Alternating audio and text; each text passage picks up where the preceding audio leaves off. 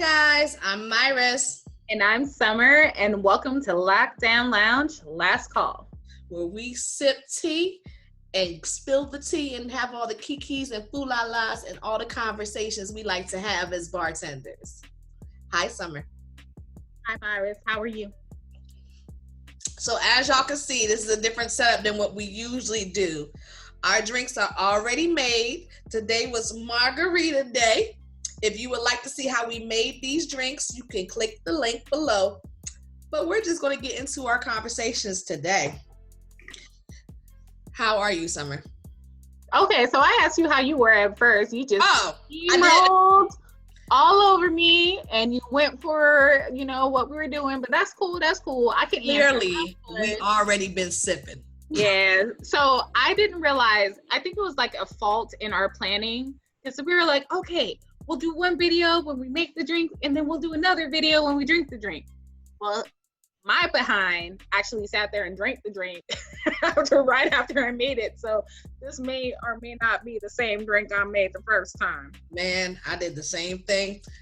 Kids, we're learning as we go along, okay? So next time we'll just make the drink and take a little sip and then drink the drink now.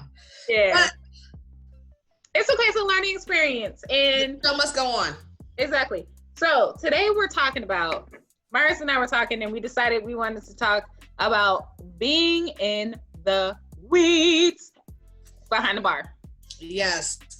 For those of you who don't know what being in the weeds is, because you never worked in a restaurant, being in the weeds is a term that bartenders and servers and anybody in the restaurant industry uses, where their shift is becoming overwhelming and they have to rush around to catch up with everything going on behind the bar, in their section, or over in the restaurant, etc. It's like when you are, like Myra said it really well, it's when you're overwhelmed, but you are so busy that you're overwhelmed to the point where it's like you're playing catch up and you can't really get a good groove going to get everything done in the way that it needs to be done. I mean, you power through it. Most people who are experienced as servers or bartenders or in this industry, I'm actually comfortable when I'm in the weeds. I feel like it's fun to be in the weeds to a certain extent. What I don't like is being in the weeds national forest. When you're like so weeded, you just want to sit down in the middle of the bar and just rock back and forth and cry. Man, and we have been all in the weeds, all through the weeds.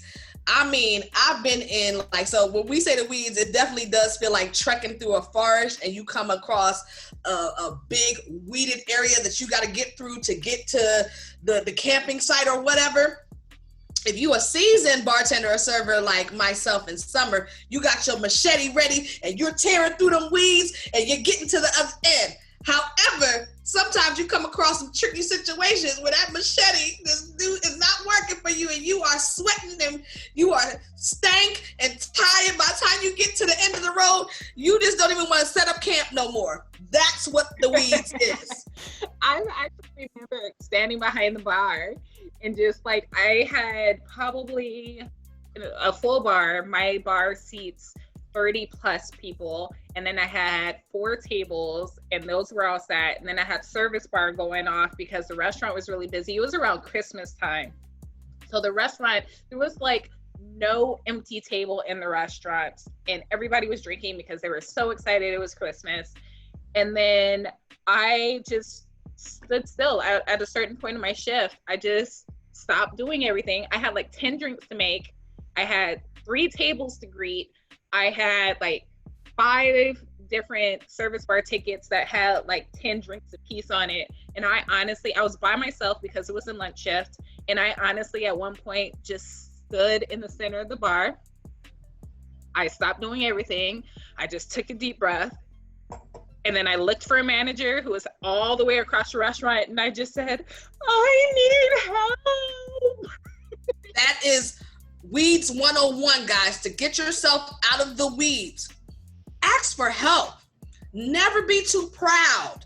I'm not the person that is too proud to say, hey guys, I'm in the trenches right now. Table 8 wants 5 espressos, and we only have one espresso maker, and the espresso maker is slow as crap, and they want 3 desserts, and I have to set up the table with spoons instead of, could you go to this table and help me out? Like, there is no shame in your game when asking for help. Like, if you're too proud to ask for help, you're going to get in the weeds and stay in the weeds every time. So this is like 2 parts. So talking about being in the weeds, service industry professional, and what you should do, you just realize that it's going to happen to the best of us. Like, you're going to be in the weeds. Probably at least 90% of people in this industry are going to be in the weeds at least at one point in their life or in their career. And this is like how to deal with it. It's okay to ask for help. It's okay to prioritize things and to realize that you're a human, you're fallible, and things are going to happen. On the other hand, this video is also for like people who have never been in this industry and they go, oh my gosh. Okay, so I just reminded myself of a story. When I was in the weeds, it was a brunch shift and it was just me.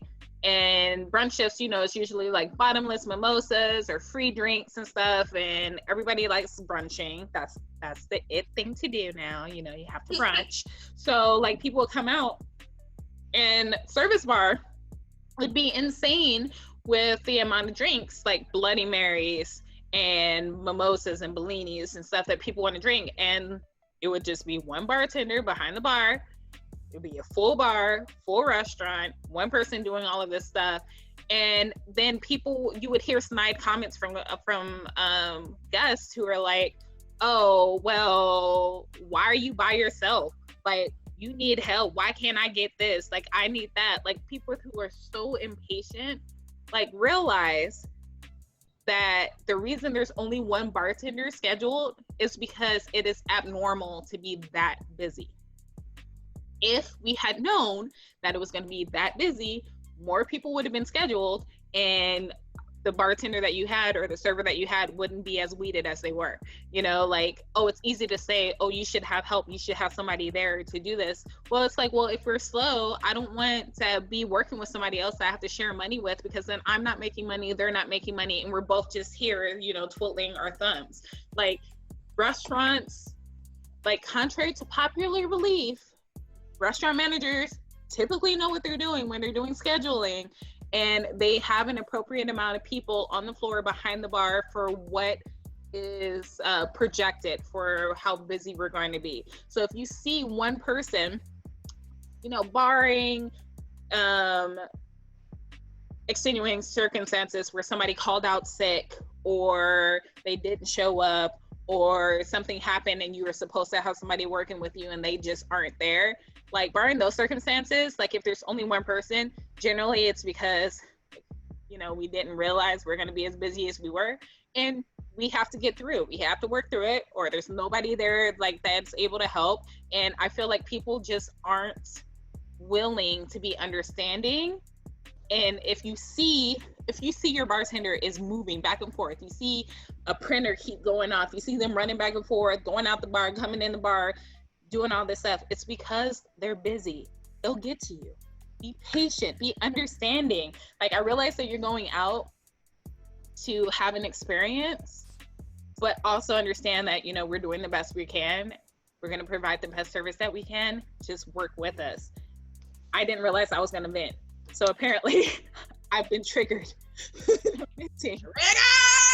I've been triggered because there's so many instances that I can recall of just being so weeded, and I'm like, okay, I'm slowly dragging myself out of this. You know, I'm getting everything done.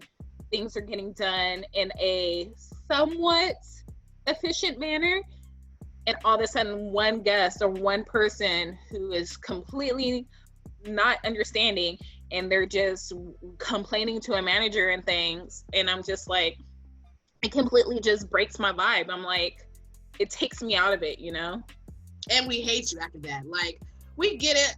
You want your food, you want your drinks now. I think I don't know, with American culture, it's just like, give it to me now.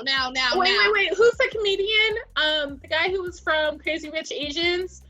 It was like optimal angles. That Ronnie something. Oh my God. Ronnie, John, put it in.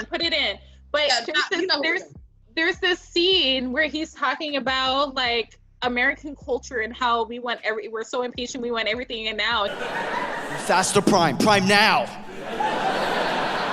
Prime now, 2-hour delivery. Prime now, give it to me now. When I press buy, put the item in my hand. We are so conditioned to instant gratification to the point where like, if we don't get it now. So like the other day, this is literally when we're filming this, today's Friday. This was literally on Thursday when this happened to me. So the other day, I am doing carry out right now, post-COVID times. There's a lot of carry out going on right now. As a bartender in my establishment, we handle curbside delivery and all that stuff. So I'm building an order and then a server comes up to me and is like, my table, just to let you know, my table's complaining about the length of time it's taking for them to get their drinks. They're asking if they should be expecting their drinks anytime soon, or if they should be waiting for, after their entrees get to the table. I'm like, oh my gosh, I'm sorry, did we miss a service bar ticket or something? Girl, I pulled the ticket. This server reined the drinks in 3 minutes ago. Oh God. So 3 minutes. So the table is complaining because at that point, it was probably 2 minutes. Granted, at my place of business, our goal is to get your drinks on the table within 2 minutes. But I'm saying if you're having your server come up to the bar within 3 minutes to complain about the length of their drink ticket, come on. Like, that is just being completely unaware of your surroundings and your situation, and being completely like selfish in that you do not expect your server or the bartender to have anything to do but to take care of you. And I realize when you go out and you're spending your money, you want to feel like you're being taken care of and you're being pampered, but at the same time, be reasonable. It's been 3 minutes. Like, why are you complaining to your server about the length of your ticket? I'm gonna jump in here because I also think that the server shouldn't have came over there. A seasoned server would have explained to the table, okay, we're a little busy or in the house. She had several drinks. Just stick with me for a minute. Can I get you some bread or extra? Can I refill your waters, or can I get you a soda while you wait? The drinks will come out, blah, blah, blah. I wouldn't even have bothered you with that. Like, the other thing that puts bartenders in the weeds and puts everybody in the weeds is when you don't know how to move as a server or as a bartender to avoid those situations, or when you do things that will put your bartender in the weeds. And I know I'm talking about you. I'm gonna call him Jules today. Jules, I'm talking about you. This man Jules used to have like tables of 7, and he would put in all different, the table wants several margaritas. They want a peach margarita. They want a blueberry margarita. They want a mango strawberry margarita. They want a mango strawberry blueberry margarita. And I would look at Jules and be like, I hate you. You know you're about to put me in the weeds. And he would do something slick and right. I love you on the receipt so that I wouldn't get mad at him. But those kind of things will put your server in the weeds. Don't get me wrong. I love Jules. Jules is a great server. And at the end of the day, I'm a strong enough bartender where I can handle it. But an unseasoned bartender, that would have killed them. So just be aware of that, guys. As servers, try to steer, as servers and as customers, try to steer away from a lot of when it's busy. Try to steer away from a lot of complicated drinks that take a lot of time, like the blended drinks and the mojitos and stuff that takes muddling and peeling. And I mean, I wouldn't go that far. Like, if you're paying money to go out, I feel like as a civilian, you shouldn't have to be concerned about what you're ordering. Well, I agree with you. Depending, I agree with you. But if you choose to order that drink, then be aware that it might take a little longer to get to the table. So I agree with you.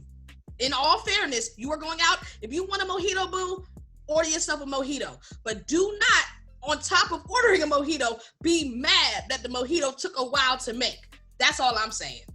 Very true. And I feel like we are both Very now true. here. We're like, I've had enough. Other things that might put a server or a bartender in the weeds. Keeping us for very lengthy conversation, guys.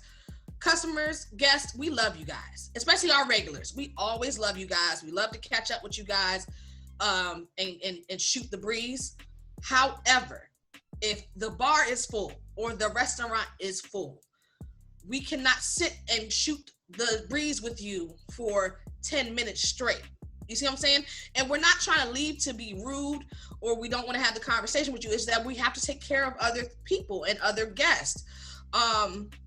And servers, please know how to step away from your tables too. I see a lot of servers that don't know how to tell a guest, hold that thought, I'll be right back, because I do want to hear the end of that story. You don't have to be rude and be like, guys, I don't have time to talk right now. You can just, tell them like, hold on, let me go take care of this. I'll come back. Let's put a pin in that, But I've seen servers and bartenders just sit and stand there while chaos is going on around you. What is that? I have to take phone orders at work a lot for curbsiders to go. And I've had people who want me to read them the menu, and I direct them. Our menu's online, and they're like, I don't have access to the internet right now. I need you to tell me what's on the menu. And I'm looking around. I'm the only person, or I'm working with one other person, and that person is like in the weeds, struggling, needs to get help, and I'm stuck on the phone going over the menu item by item. And then I've had people put me on hold while they're trying to figure out what other people want for their order. At that point, I'm either hanging up or putting you on hold.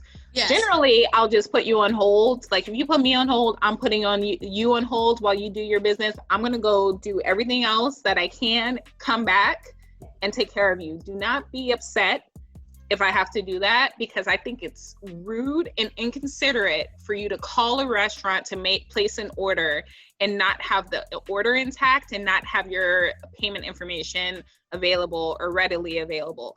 I completely agree. Because no one does that for carryouts. Do you notice that? For carryout places and more fast food like places, no one asks them to go through the menu. They either look it up or have the paper menu and know exactly what they want.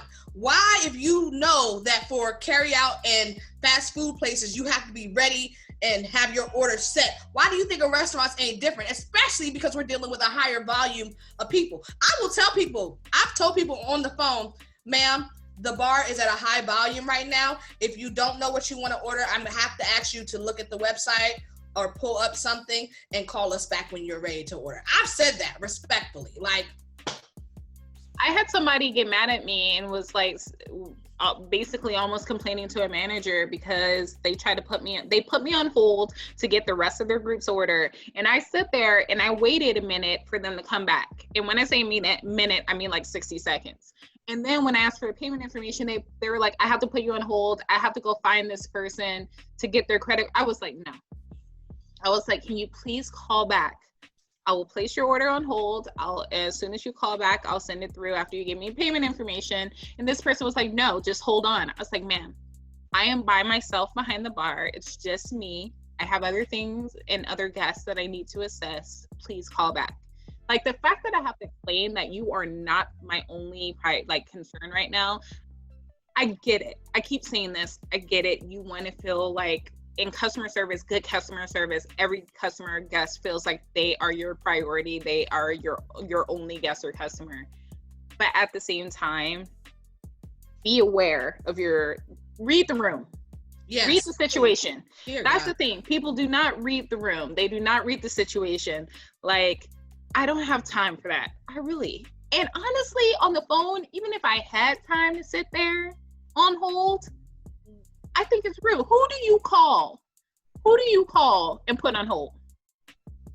I had this woman call for a to-go order, and put me on hold and say, hold on, my husband's doctor is on the other line. Why wouldn't you? Okay, you know this is going to be a detailed conversation that you're having with this doctor. Just say, why aren't you calling me back? Why do you want me to stay on hold? I'm at a business. You're a business. I'm at work. Like, you want us to wait on hold. So I'm supposed to just wait on the phone while you talk to your husband's doctor. Like I'm supposed to say, no problem, girl, I'm chilling. Scanian, Weinstock, and Reisman. Hey, LaRonda. No, I got 4 people on hold, but I can talk. I'm chilling. I got time. I was so blown. And it was like, so what I did was I ended up putting that woman on hold, helping my guests who were there in front of me. And then when I went back to the phone, she was understanding. She was like, I'm so sorry about that. Thank you for not hanging up, just putting me on hold. And then I took her order. She was aware. The fact that she asked me to hold on when she talked to this person, I was really upset about, but anyway. All right. So we can go down. We can go all day. All the way. We're going to have to wrap this up and possibly do a number 2 to this, like a continuance to this, if we feel like people want to hear more. But that is our rant for today, ladies and gentlemen. Yeah, I drank an entire margarita during this rant, so I feel like it was successful. Look at my wrist. Usually, come on now. Usually, you with me. No, this is my second one. You ain't seen me make it. Okay, I'm in there. All right, guys. Well, we're gonna wrap this up. Remember to always like, comment, and subscribe. Let us know how you feel about this. I'm so rude. I just completely steamrolled over my wrist. But tell us how you feel about this format. If you like us breaking up the story time and the conversations from the drinks, we're trying to reduce the length of the videos because the videos were so long. Let us know if you like this or if you want us to go back. We really enjoy your feedback. Your feedback helps. This is a learning process for us. So the more you comment, the more we learn. So do that. Like, comment, and subscribe. Drink responsibly. And we'll see you next time, guys. Lockdown. This is the lockdown. Lockdown.